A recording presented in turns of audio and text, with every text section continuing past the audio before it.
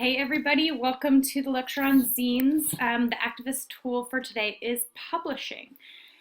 And zines are a really interesting case. In some ways, I wonder if I should have done zines before blogs because zines were what it meant to self-publish before blogs. And one of the really cool things about them is this idea of working around major publications. So zines, by definition, are not-for-profit and self-published. Um, and why that's important is that publishers are gatekeepers to a certain extent, right? They decide what can and cannot be published, what ideas need to be changed. And so if you go around that power structure and simply print something out and staple it together yourself and distribute it yourself, you can say whatever you want in a way that you can't in mainstream publications. It emerges as part of the DIY movement, or do-it-yourself culture, which was a piece of the punk aesthetic. So the concept is that you would, rather than purchasing, for example, your clothes, right? You'll see how do punks dress, right? They make things themselves, they throw things together, they buy things in thrift stores and repurpose them.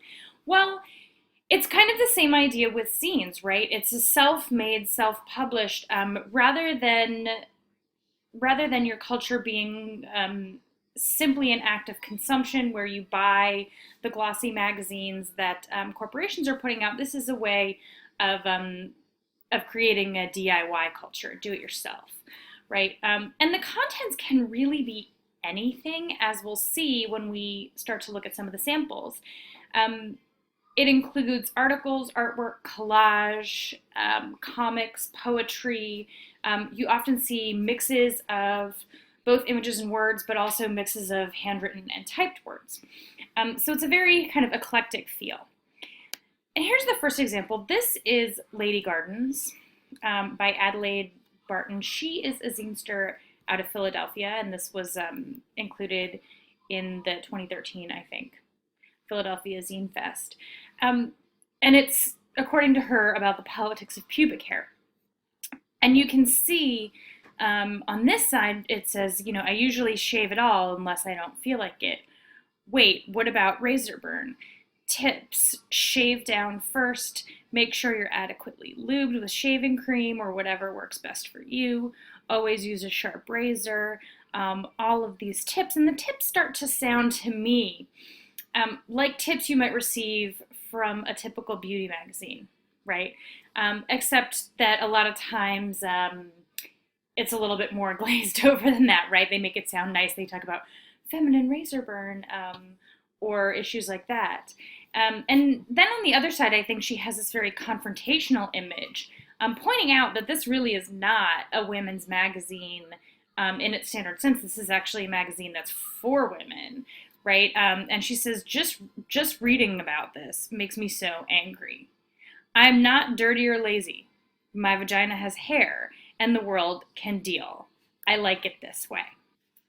And then over here you can see the cover art where it says Lady Gardens, and you can see a woman tending this garden that is sort of a similar shape to what's on the inside.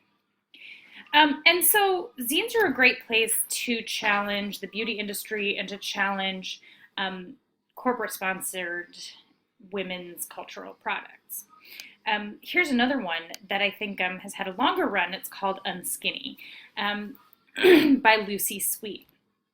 And in a minute, when I'm done with this, I hope that you will read both the article about her. The whole point is to be unapologetic about your body, right? And to sort of get away from the practices of self-hatred that are involved in dieting and the endless criticism. And she also has a blog here that you can check out. Here, one of the things is sort of unapologetic consumption, right? Women are supposed to they're not supposed to drink too much or eat too much, or do things that look like that. And we're certainly not supposed to see large women's bodies. So you can see that the images here, while they sort of look like the cover of a typical women's magazine in some ways, also really disrupt that in others. And that's the power of publishing for yourself, as opposed to having to go through those bigger industries where the goal is to make money and push products, and where advertisers actually have a lot of control over what the advertisers, editors, all of those people in power have a lot of control over what gets published. But one of the problems is that it's actually very, very difficult to find zines. And that's kind of the nature of self-publishing and self-distribution, right? If you publish something yourself, you staple it together, you leave, let's say 20 copies at your local coffee shop, a couple people will pick it up, and that's wonderful. It's a great mode of communication. But, when we as students or as scholars go back and try to find those things, it can be very difficult.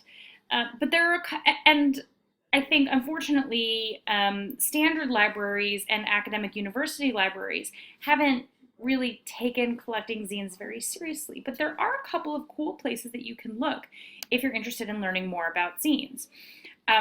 The first one is the Zine Wiki, which is a really, really cool spot.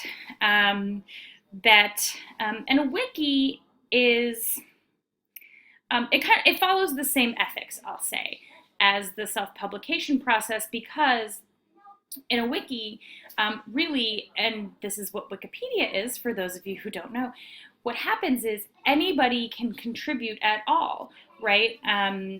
It's an open source encyclopedia. So anytime you have information, if you learn something about a particular piece, you could go in and add it. And Zine Wiki makes it very clear. If you go to the donation page, it says the best donation you can provide is your time.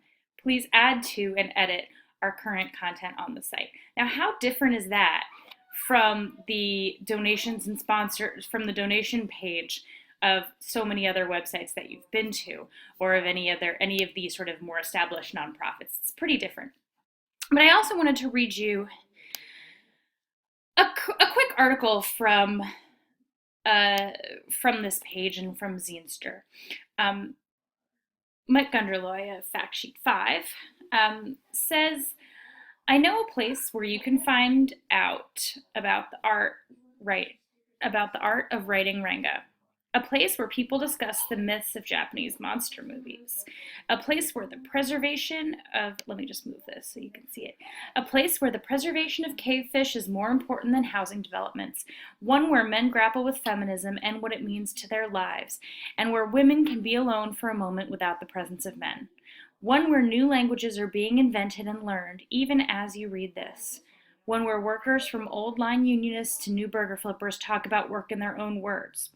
One where the battle over where to hold science fiction conventions is a matter of the gravest importance.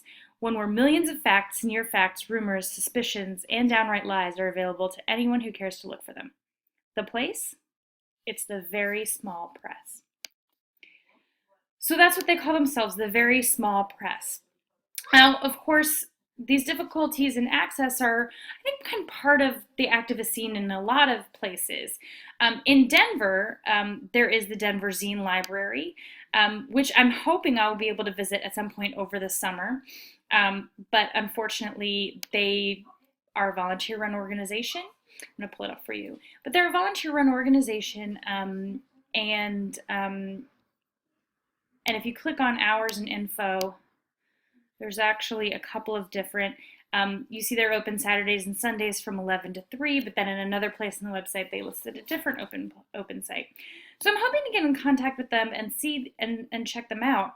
I will tell you, if you're interested in learning more about zines, that Denver Zine Fest is back and is going to be bigger than ever. It's Saturday, June 25th, 2016. If you've never seen if you have no experience with the small press or you've never checked it out before, this is definitely the place to be. It's going to be free. Um, and there's no restrictions on content, and the types of things that you will see, um, there's really no limit.